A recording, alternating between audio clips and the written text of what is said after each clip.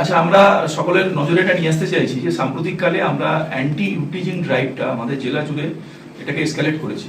তো তার ফল হিসেবে আমরা যেমন বিষ্ণুপুর থানাতে একদম সম্প্রতি আমরা কিছু স্কুল আমরা বাছাই করেছি, এটা সর্বত্রই আমরা ক্যারি আউট করবো।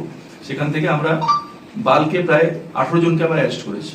তো আমরা যেটা করছি, তাদেরকে থানায় নিয়ে আসার পরে তাদের একটা প্রোফাইলিং করা হচ্ছে, ন্যাচারালি তাদের একটা প্যারেন্টসদের সঙ্গে যোগাযোগ করে সেই লেভেলে একটা কাউন্সিলিং, এবং অবভিয়াসলি যারা বিশেষ করে যারা অ্যাডাল্ট আছে, এইসব যারা টিচার আছে, তাদের তো এটা আমরা প্রোফাইল বানানোর পর সেটা আমরা সার্কুলেটও করছি। সো যাদের এই ধরনের প্রবণতা আছে, তারা they should be very aware, তারা যেই হোক, তো তাদের কিন্তু এটা একটা মানে they will be dealt with proper this thing, এবং এটা সোশ্যালি তারা কিন্তু ডিসগ্রেসড হবে। প্রত্যেকটা জায়গায়, যে সকল জায়গায় গার্লস স্কুল, কোয়েড স্কুল ইত্যাদি যেগুলো আছে, সেখানে তাদের এটা আমরা একটা ধরনের ম্যাপিং আমরা করেছি, যেগুলোতে এই টিচিং এর প্রোনটা বেশি আছে, যেগুলো টিচিং প্রোন, সেইখানে আমাদের নজরদারিটা থাকবে। এবং আমরা এলাকাবাসীর কাছে অনুরোধ করবো যে এই ধরনের ঘটনার ক্ষেত্রে দ্রুত যেন আমাদের নজরে নিয়ে আসা হয়, সেটা যে কোনোভাবেই হোক।